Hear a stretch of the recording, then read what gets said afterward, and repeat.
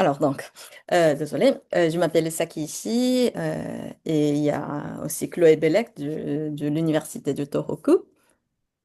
Aujourd'hui, on va présenter le stress positif et négatif en classe de français. Alors donc, d'abord, la réflexion personnelle sur le stress. On a déjà demandé de remplir une enquête et Ça y est, les attendez, réponses sont affichées.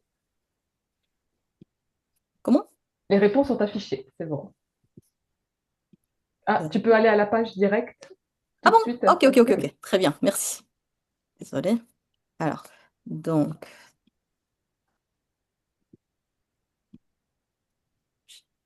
Voilà, merci Chloé. Donc, voici c'est le résultat de l'enquête. Alors, il y a Kisoku-dōri ni hatsun shinakereba naranai toいうstress. Donc, c'est le stress qu'on considère négatif. Il y a aussi le stress de s'exprimer devant tout le monde, stress de s'intégrer avec leur groupe ou leur partenaire. Oui, évidemment, ça aussi, c'est stressant pour les étudiants. Il y a ne pas arriver à créer une émotion chez les étudiants, ça aussi peut-être. Il y a un autre qui dit, pour moi, c'est quand les étudiants n'osent pas parler. Oui, c'est bien aussi, c'est le stress pour les professeurs aussi et pour les autres étudiants. Mais c'est vrai quand il y a un silence total, c'est stressant aussi pour les profs. Et quand les étudiants ont trop peur de faire des erreurs devant les autres. Mais ça peut être aussi lorsqu'il y a un moment d'agacement d'une majorité d'étudiants envers un participant ou une participante qui prend trop de temps à répondre ou qui est en panique. Toutefois, si cela est bien géré, cela peut être l'occasion de créer un lien. Tout à fait. c'est tout à fait ce qu'on a trouvé dans Oui, les enquêtes. oui, c'est ça. Donc, on va après vous montrer les résultats d'enquête réalisés dans notre institution, bon, nos institutions. Donc, on verra le résultat. Alors, d'abord, je vous explique qu'est-ce que le stress. Ce que le stress. La définition, c'est selon c'est lié. Peut-être. Et le stress, c'est un ensemble des moyens non, physiologiques et psychologiques mis en œuvre par une personne en réponse aux stimulations présentes dans son environnement. En fait, quand on parle de stress, c'est toujours, on considère toujours quelque chose de mauvais, mais en fait, simplement, c'est une réaction. Donc, donc, il y a en effet les deux genres de stress. D'après les recherches de Nikki, le mécanisme de réaction et le mécanisme de réaction et protection du stress permet aussi de stimuler l'organisme. Donc, il peut aussi y avoir des effets positifs au stress. Et dans le domaine de psychologie, on l'appelle distress et eustress. Mais dans notre présentation, tout simplement, on dit stress négatif et positif. Alors donc, dans notre présentation, nos problématiques, c'est quel genre de stress, soit négatif, soit positif, les étudiants ressentent-ils pendant les cours de français? Et que peut-on faire pour que les étudiants ressentent du stress positif pendant le cours? Donc,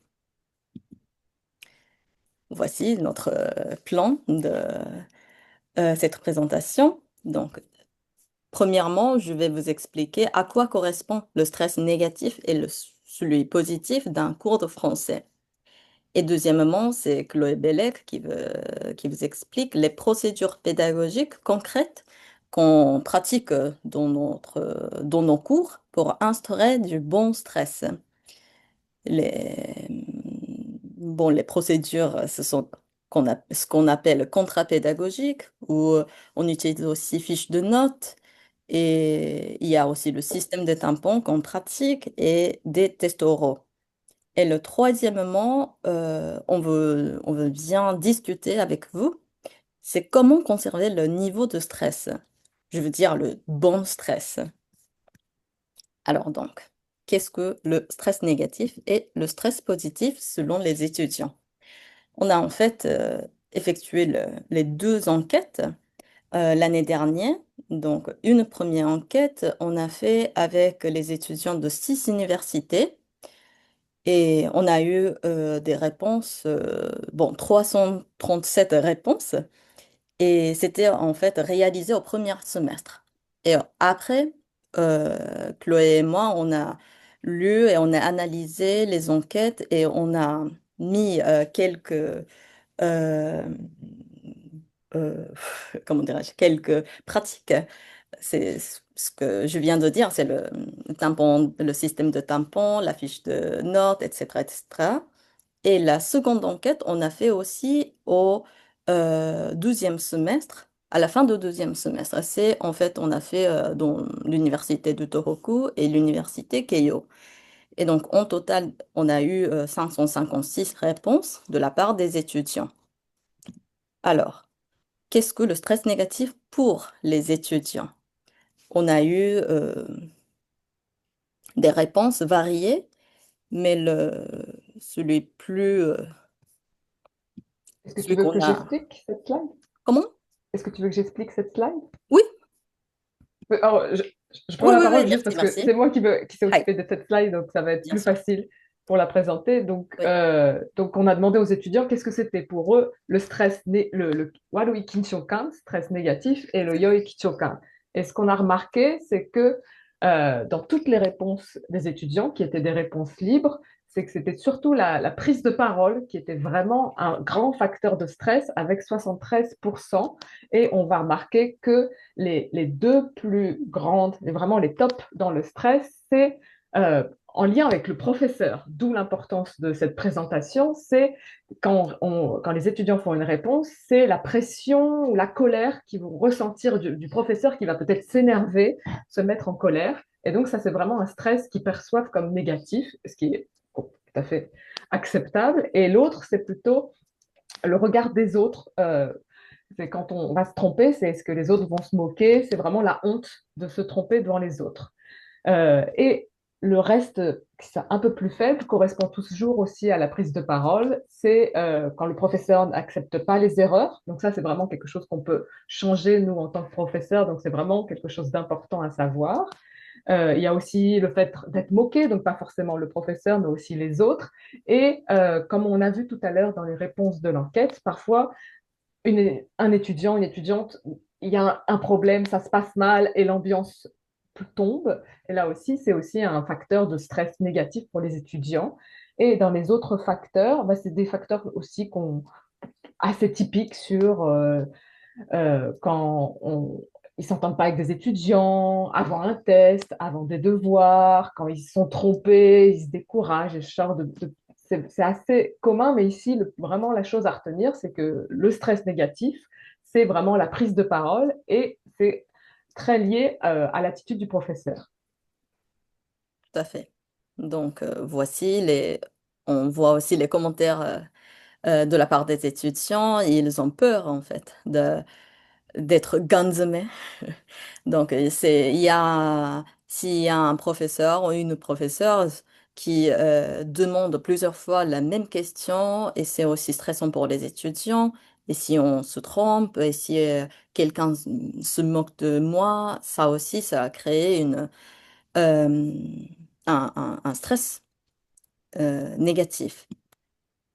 Et en fait, le mécanisme du stress, c'est curieux, c'est d'après les travaux de Kunji, lorsque pas seulement les étudiants, mais lorsque on ressent du stress négatif, il y a l'énergie créée par notre corps, mais c'est transformé en émotion temporaire et pas en action. Donc ça veut dire émotion, la peur ou la surprise ou l'angoisse, etc.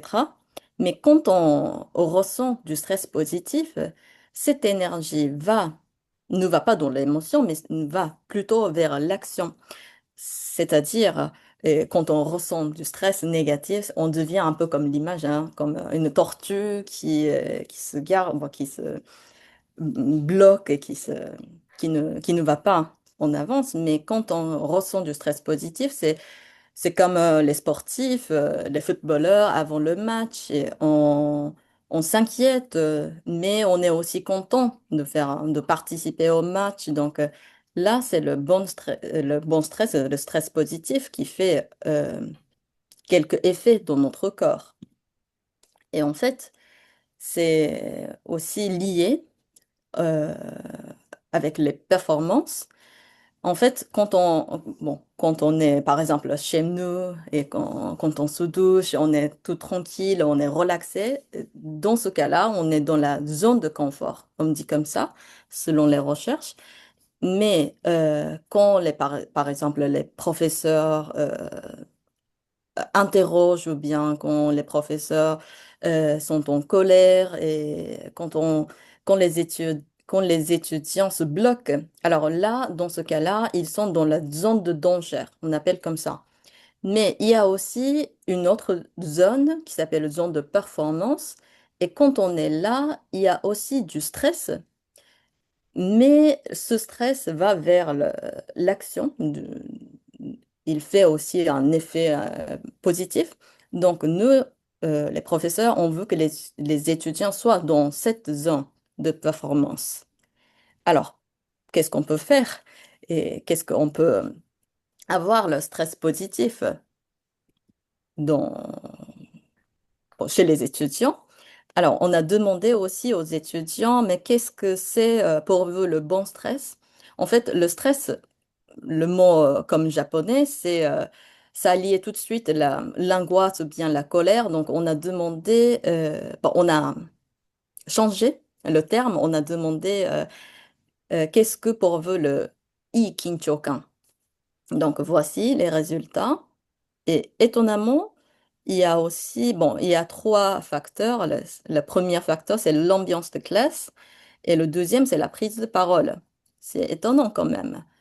D'un côté, ils pensent que la prise de parole crée aussi le stress négatif, mais aussi, en fait, ça a lié le bon stress. Peut-être, Chloé, tu peux... Ah oui, et donc oui, tout à fait. Donc on remarque que un stress négatif peut devenir un stress positif. Donc qu'est-ce que c'est pour eux leur le stress positif pour les étudiants? Eh bien c'est tout d'un coup quand la prise de parole devient un plaisir, quand on arrive à parler, quand est-ce qu'on va se faire interroger? Tout d'un coup ça devient un suspense, ça devient un peu waku waku en japonais. Ou est-ce que c'est pour moi ou pas? C'est un plaisir. Il y a aussi le fait de savoir qu'on peut se tromper et donc comme on peut se tromper, c'est comme un challenge finalement, la prise de parole. Et la prise de parole, les étudiants finalement dans leur texte, dans leur réponse, n'est plus lié à l'erreur, mais c'est plutôt sur le résultat, sur la joie d'avoir réussi, la satisfaction d'avoir réussi. Et on remarque donc c'était 26%.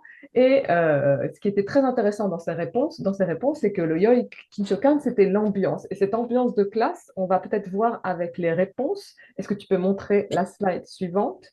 C'est les étudiants, donc à 33% majoritairement, ce qu'ils aiment, ce que c'est pour eux, le Yoi Kichokan, c'est une ambiance de classe studieuse. Ça veut dire Gakushuni Shutsu Dekiru. C'est une ambiance où on peut se concentrer, où on peut progresser. Et ça, je trouvais ça vraiment très intéressant. C'est que les étudiants, finalement, ils sont là, ils payent cher pour l'université, donc ce qu'ils attendent aussi c'est de pouvoir travailler. Et ça aussi, l'ambiance de classe, c'est complètement lié au professeur, aux actions du professeur.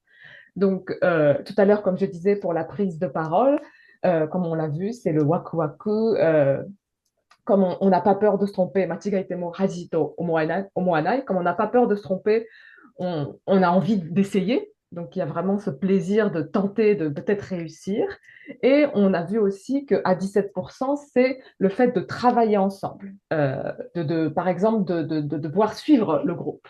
Et ça, il le voit comme quelque chose de positif et pas négatif. Ah, il faut que je sois avec tout le monde. Ou de progresser ensemble. Otagai ni takama aeru no kinshokan. Donc, c'était vraiment des réponses très intéressantes. Merci. Et donc, ça nous donne beaucoup de pistes pour savoir comment ren- utiliser ce bon stress pour dynamiser une classe. Donc après, on va parler de vraiment procédures très, très concrètes avec vraiment des documents ou des manières de faire. Mais là, on va parler peut-être juste à partir des résultats de qu'est-ce qu'on peut changer, qu'est-ce qu'on peut évoluer de manière plutôt abstraite. Donc tout de suite, on voit que l'attitude du professeur est essentielle pour le stress chez les étudiants.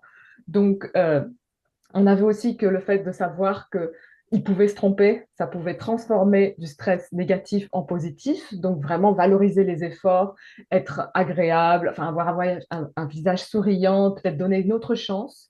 Il y a aussi tous ces facteurs d'anxiété qu'on peut éviter, on peut vraiment rendre le cours euh, un peu rassurant, par exemple en évitant de se mettre en colère, bien sûr, ou par exemple, on avait remarqué avec Saki, je pense que c'est pareil pour beaucoup de professeurs, quand on pose une question, souvent on a un silence complet.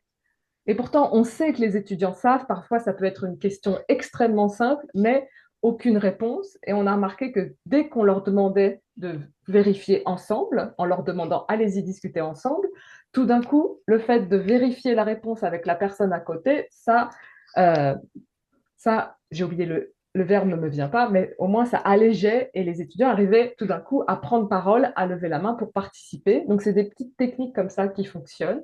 Donc l'ambiance aussi, de faire attention à ce que si un étudiant se trompe, de ne pas se moquer, de ne pas laisser les autres étudiants se moquer, mais plutôt féliciter, voire donner une autre chance et s'ils arrivent peut-être applaudir. Et ça, les étudiants aiment beaucoup, plutôt monter les étudiants plutôt que de les descendre. Et après, en dernier, bah, développer la collaboration. Donc n'hésitez pas à changer les groupes et à faire des petites activités de groupe pour qu'ils puissent avoir l'impression de travailler ensemble.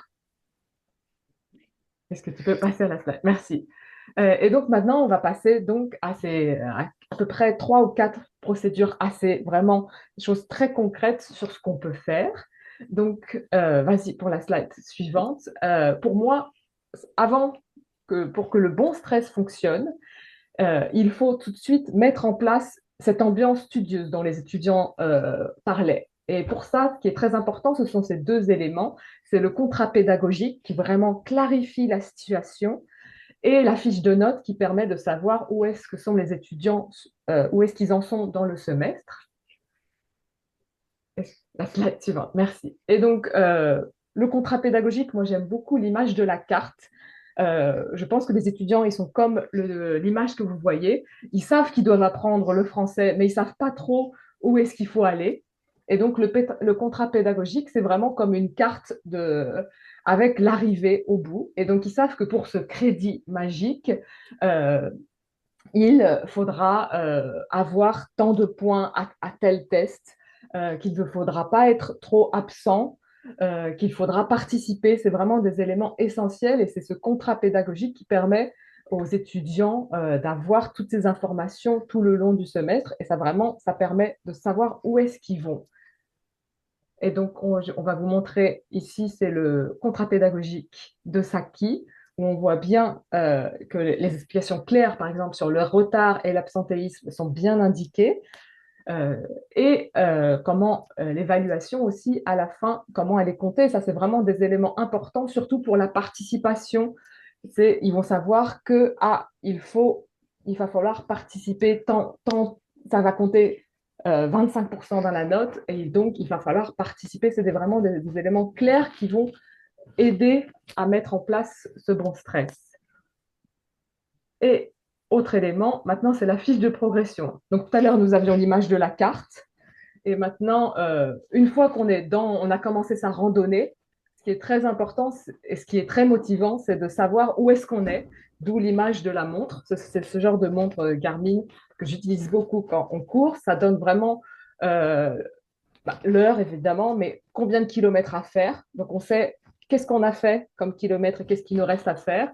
On a aussi, est-ce qu'on va trop vite, tout ça. Et je pense que c'est la fiche de notes qu'on appelle aussi fiche de progression, elle correspond tout à fait à cette montre où tout le long du semestre, les étudiants vont savoir, par exemple pour la participation, ils savent qu'il faut qu'ils aient 20 points et hop, ils savent, ils peuvent compter, ah, je n'ai que 10 points, donc il va falloir participer un peu plus. Ils ont aussi leurs notes, donc ils peuvent savoir où est-ce qu'ils en sont sur le semestre et donc c'est très motivant, ça amène du bon stress parce qu'ils savent que pour le crédit à la fin, ils savent ce qu'il leur reste à faire et en plus, ils ont aussi la satisfaction de ce qu'ils ont déjà fait. Et donc, voici toutes les explications. Bon, pour la fiche A, est-ce que tu peux revenir Oui. rapidement? Si je explique très rapidement la fiche de progression, mais si je pense que vous avez déjà vu des présentations de Bruno, vous connaissez très bien la fiche de progression. C'est vraiment, c'est tous les cours sont indiqués et à chaque cours, on va mettre s'ils sont présents, on va afficher aussi les retards, on va mettre un point dès qu'ils ont fait les devoirs. Si les devoirs ont été bien faits, on va mettre un tampon. Comme ça, ils savent et ces tampons vont correspondre à des points pour la note finale.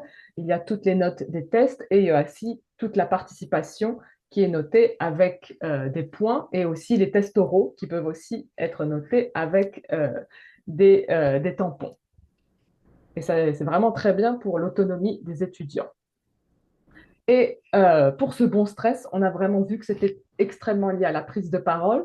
Donc, pour que cette prise de parole soit positive, il faut vraiment qu'à chaque fois que les étudiants parlent, que ce soit pour eux une expérience positive, qu'ils en retirent quelque chose de cette expérience. Et pour nous, concrètement, il y a deux éléments. Il y a le système de tampons dont on a parlé précédemment, et il y a aussi les tests oraux qu'on fait aussi sur le vif. Donc, pour le système des tampons, donc ça va souvent avec cette fiche de notes, c'est un tampon à chaque fois qu'il participe. Et ce système de tampon, il est vraiment lié avec le contrat pédagogique. Donc, ça fait que les étudiants savent qu'ils doivent participer, ils savent combien de fois ils doivent participer. C'est très en lien avec la culture japonaise de la collection des tampons, et donc ça devient un jeu. On peut utiliser aussi des tampons très mignons comme cela pour rendre vraiment l'aspect ludique, renforcer l'aspect ludique. Et ça vraiment, pour ce tampon, c'est vraiment la récompense. Si l'étudiant, même si l'étudiant se trompe, on peut donner le tampon. Et donc, ils savent que l'effort a été récompensé et c'est vraiment très important pour que ça devienne un challenge et pas quelque chose de pénible, que la prise de parole ne soit pas pénible. Et il y a aussi ces fameux tests oraux. Donc, c'est un peu différent de la participation en classe. La participation en classe, elle est souvent libre. On va demander qui veut répondre. Et même si les étudiants se trompent, on va donner un point parce que les étudiants ont participé. Par contre, si les étudiants s'habituent à ce système-là, ils savent qu'ils ont, ouais, s'ils se trompent, ils ont un point, donc ils font plus l'effort. Ça, c'est quelque chose qu'on a bien remarqué. Si de toute façon j'ai le point, pourquoi je ferai attention à ma prononciation? Et c'est pour ça qu'il est très important d'avoir aussi ces petits tests oraux. Et donc les tests sont vraiment dans le contrat pédagogique. Ils savent qu'ils peuvent avoir tant de points avec ces tests. Et ces tests sont très importants pour que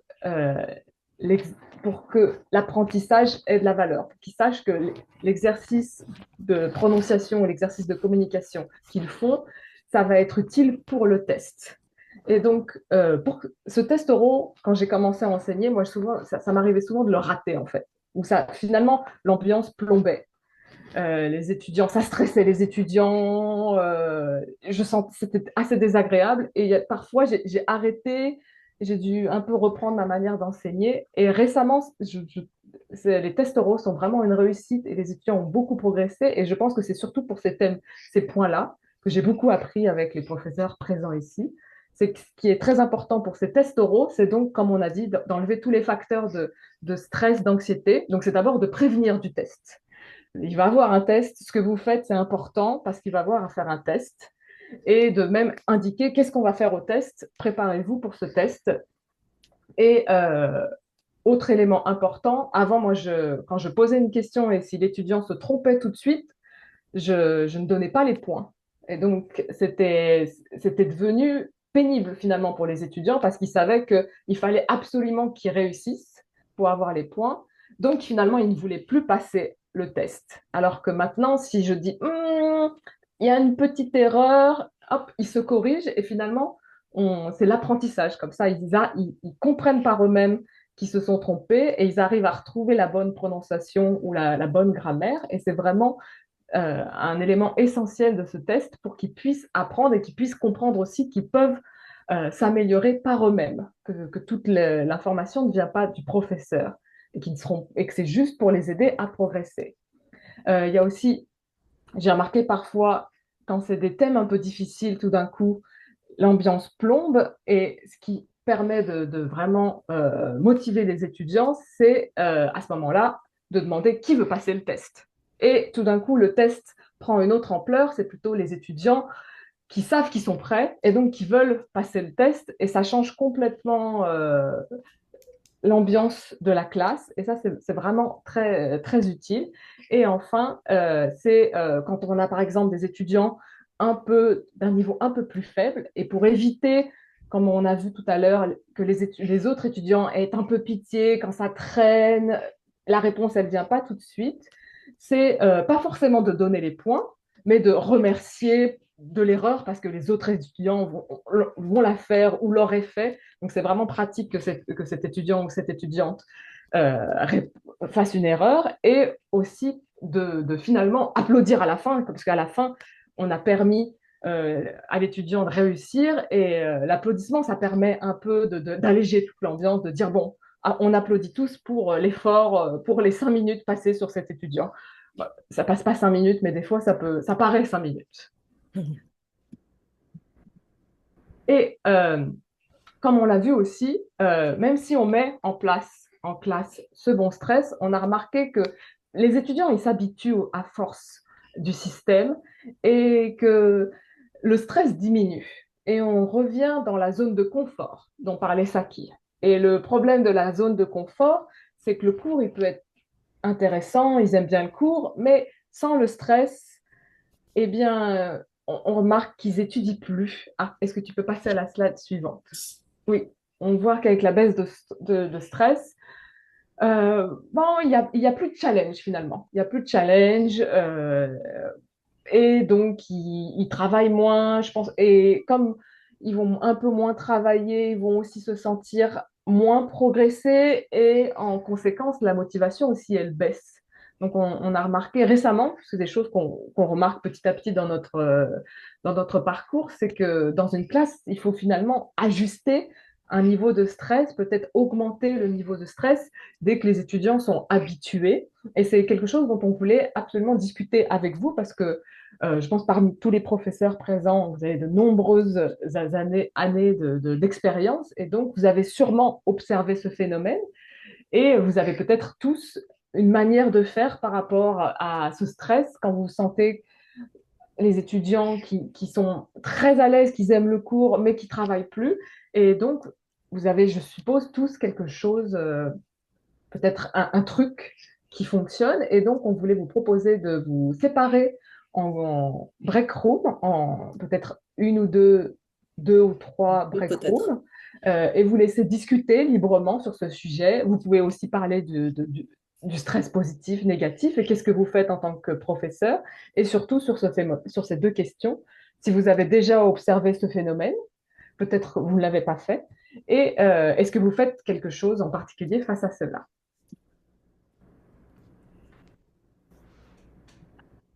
Est-ce que cela vous convient? En fait, Ok.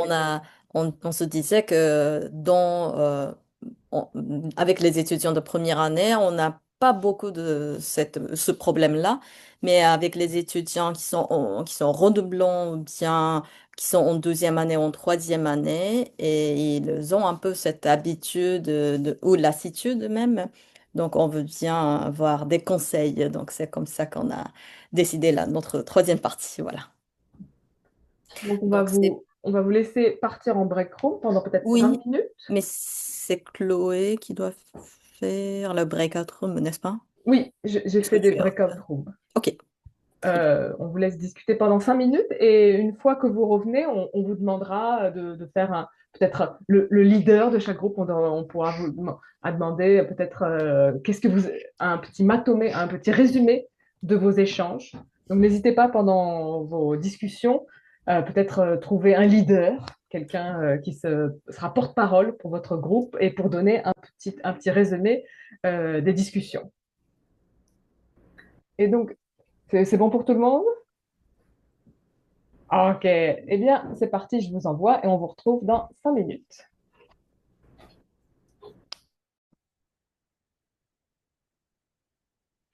Ah.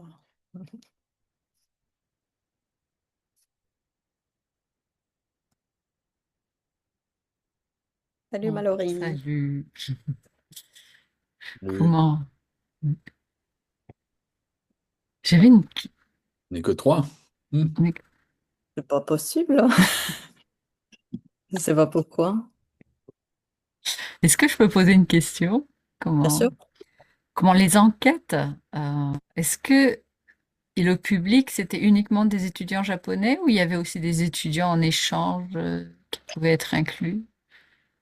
Alors, dans mon université, il n'y avait pas d'étudiants en échange. Et je ne sais pas si les étudiants de Chloé, peut-être, il Mhm, pourrait y avoir, mais on a fait en fait, c'est surtout avec les étudiants de première année, mhm, mhm, un petit peu avec des douzième années. mhm, Donc, je crois qu'il n'y a pas beaucoup, même s'il y a même s'il y avait des étudiants en échange, ça pourrait être deux ou trois étudiants mhm. dans notre enquête. On n'a pas fait attention à D'accord. ça. Par rapport à la Ok. question du stress, moi, Mhm, ça me faisait penser à la question du micro. Mhm, Par exemple, utiliser un micro en classe, les gens disent, oh, mais c'est super stressant et mhm, tout.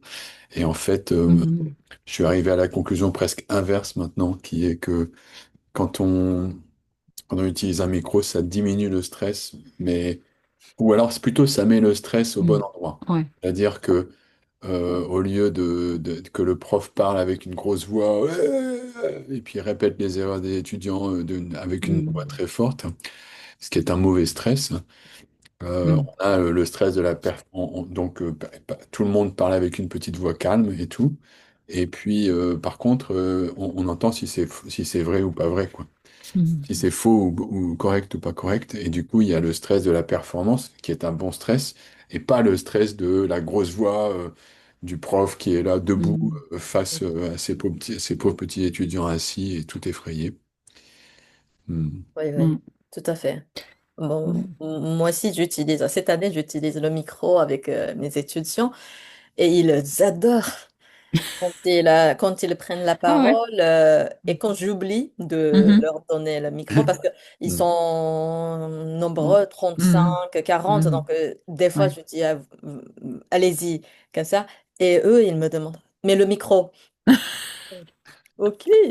Ah, Et ils deviennent un peu comme stars hein, quand Mhm, ils parlent avec le micro. hmm. Donc, oui. Mais avant de faire parler, je demande toujours de s'auto-corriger, Mhm. de vérifier la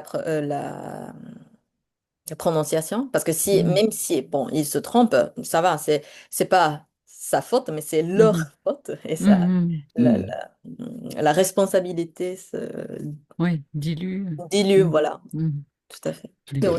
on est que trois. Oui, j'ai l'impression. Mais Ils sont peut-être 12 dans l'autre, ils sont tout serrés là. on est Ouais, tranquille. voilà. Donc, voilà. Comment...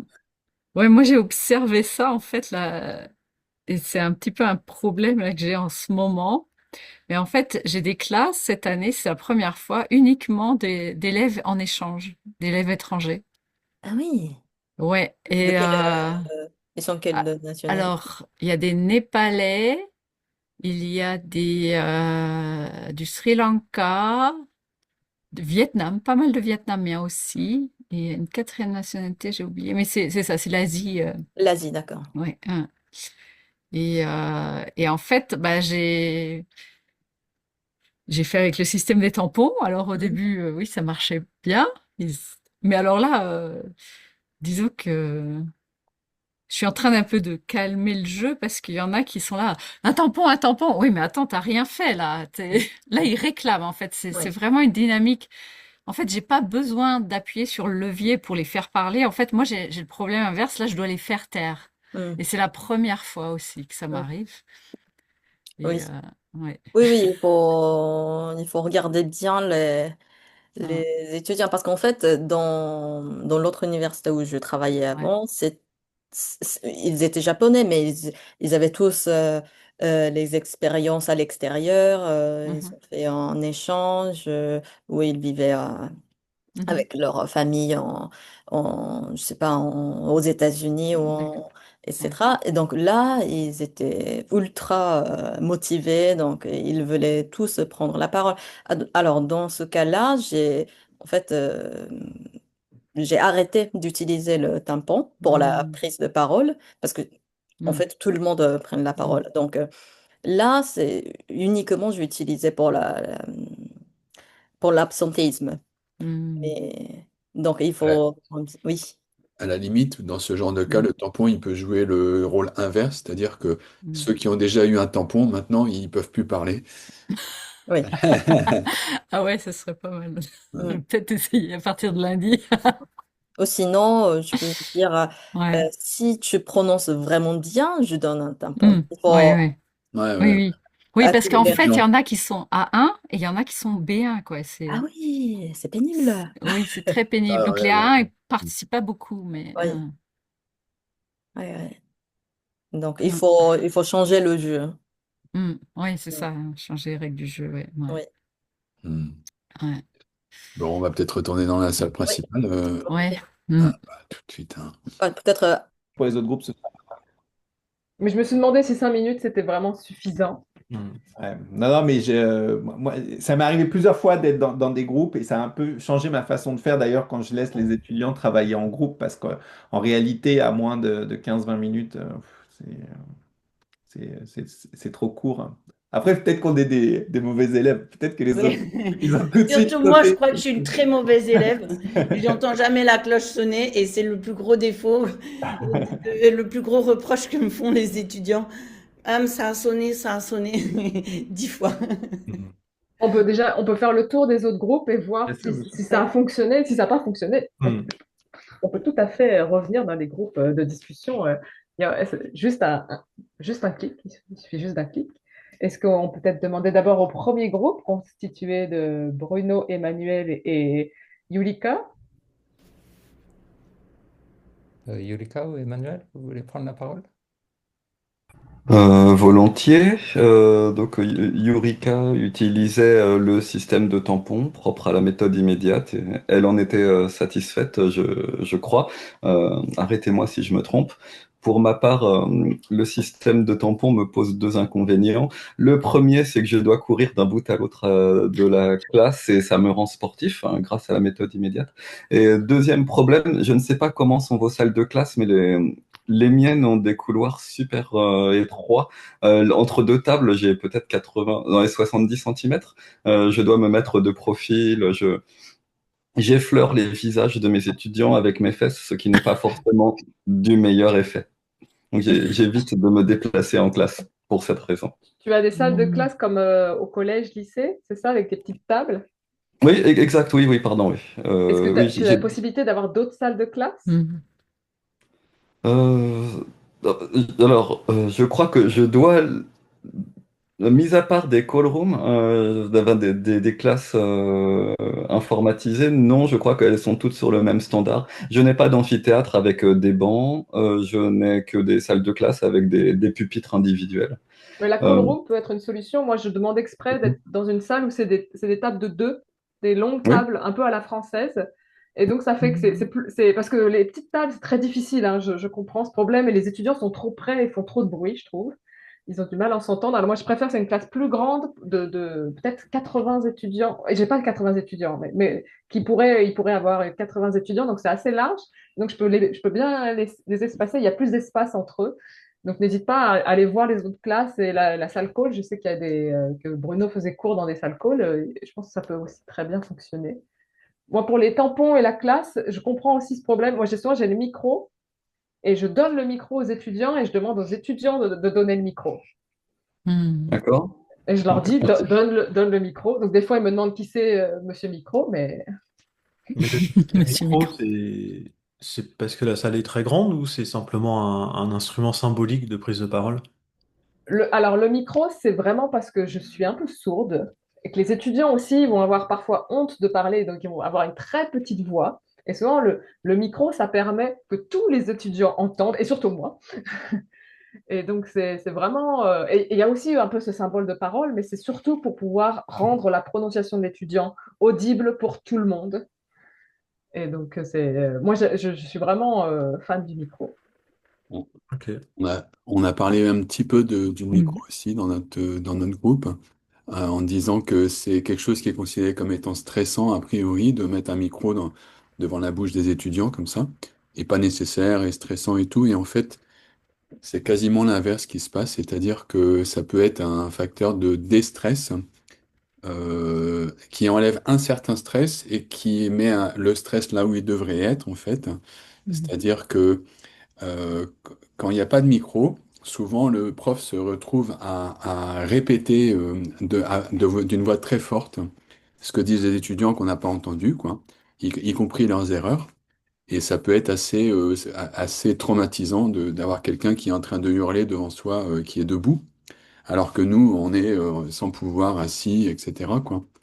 Enfin, les étudiants, quoi. Donc, il faut qu'ils s'habituent, mais si on utilise le micro dès le début, ben, ils sont habitués dès le début, en fait. Et du coup, il y a ce stress-là qui est enlevé, et il y a le stress de la performance qui est réintégré. C'est-à-dire qu'on entend tout à fait si la personne dit j'habitais à Kyoto.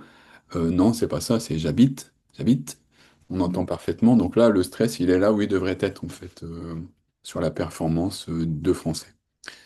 Il ne faut pas hésiter à leur laisser prendre le micro. Parce qu'à ce moment-là, ça change. Parce que c'est vrai que quand c'est comme ça fait vraiment vas-y, parle. Mais quand ils tiennent le micro, tout d'un coup, ils se mettent en forme comme présentateur. Et moi, j'ai trouvé qu'au Japon, souvent, les étudiants, les jeunes, ont absolument pas peur de faire un rappio dès qu'ils ont le micro.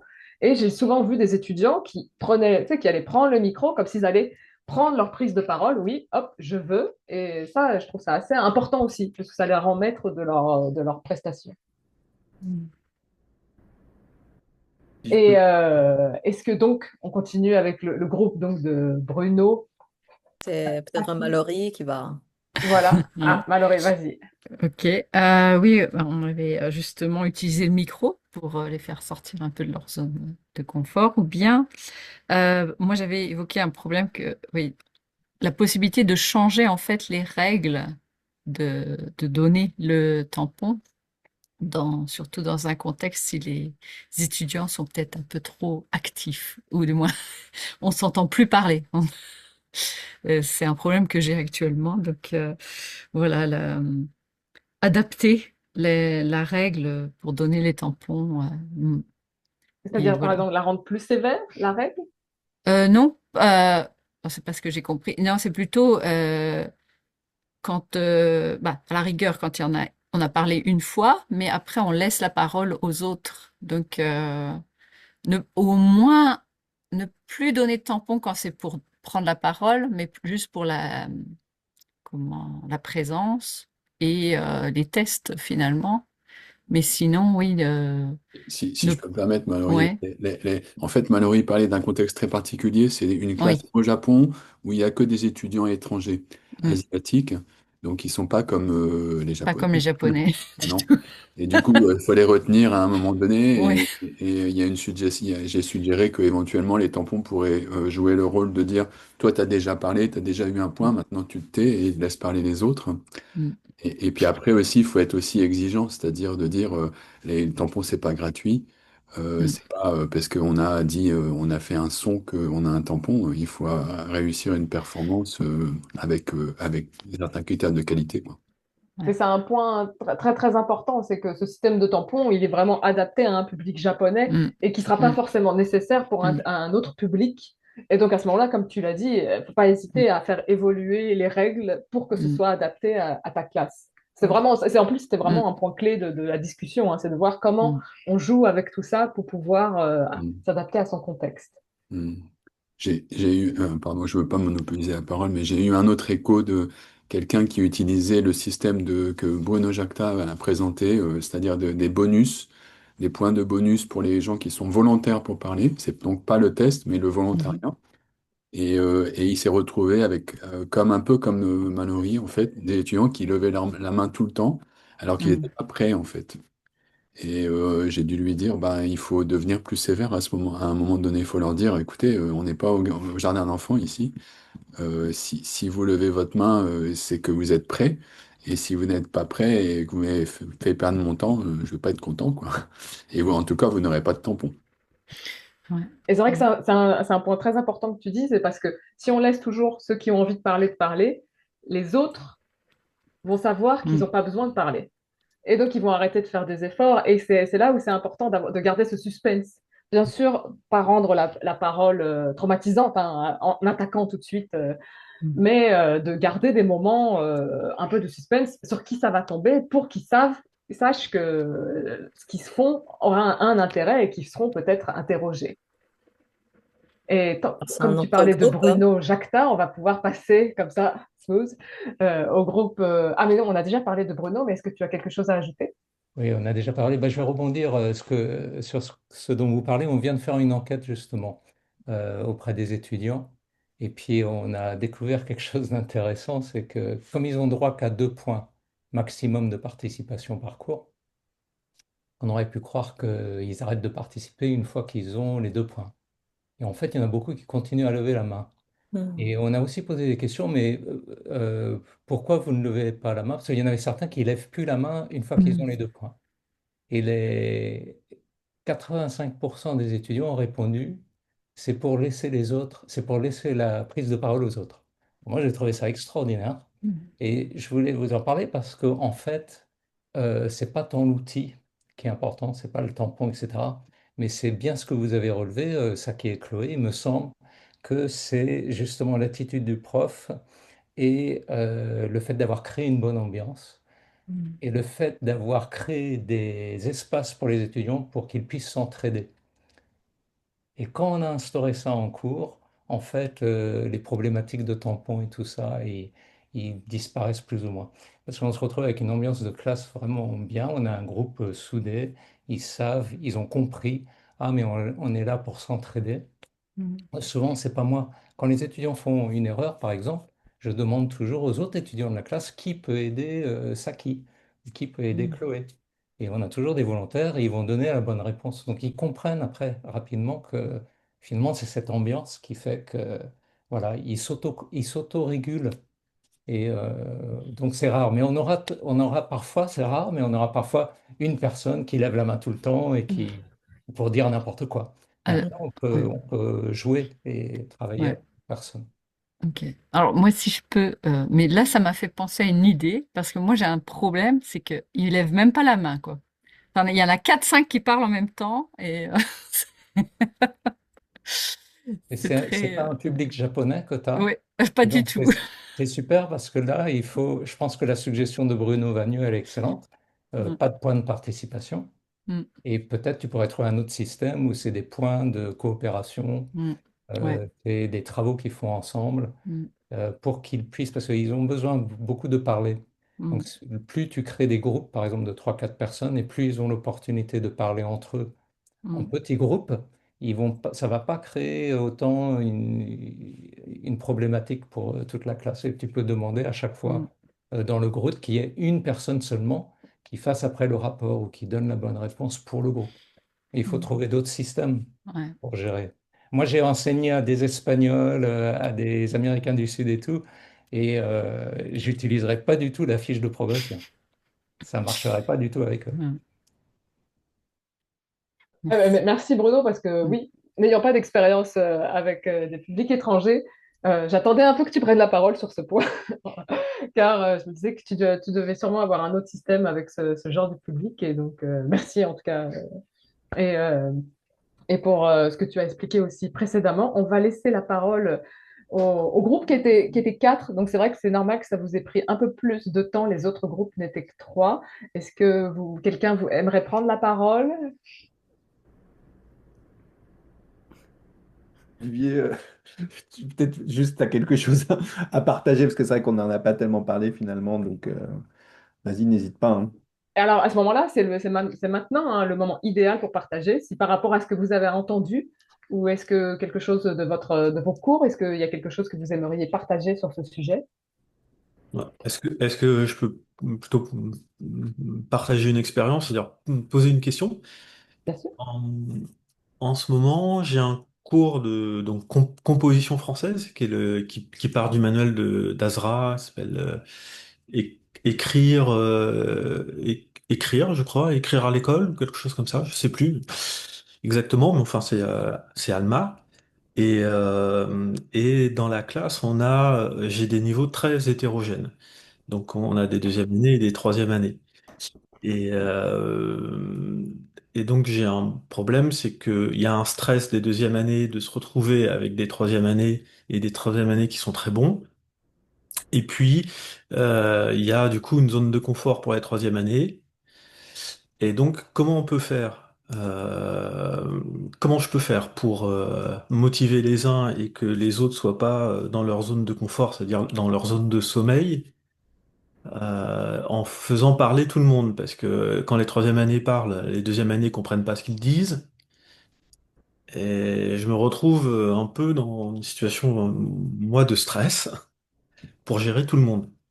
Alors, je pense que les, Simon et les deux Bruno auront plein de choses à dire. Moi, personnellement, ce que je pourrais conseiller, c'est de plutôt vraiment jouer sur la collaboration, puisqu'à ce moment-là, c'est les étudiants vraiment à l'aise qui vont avoir une nouvelle charge, et donc ça sera un peu motivant, puisqu'ils seront comme un peu un senpai, comme un peu professeur, et donc ils vont enseigner, et ce sera le fait d'enseigner, de voir que l'autre étudiant est reconnaissant, il y aura vraiment un rapport un peu d'affection, et souvent, en tout cas, dans les cours où j'ai eu ce cas, avec des étudiants extrêmement bons, c'était de les laisser être limite assistants.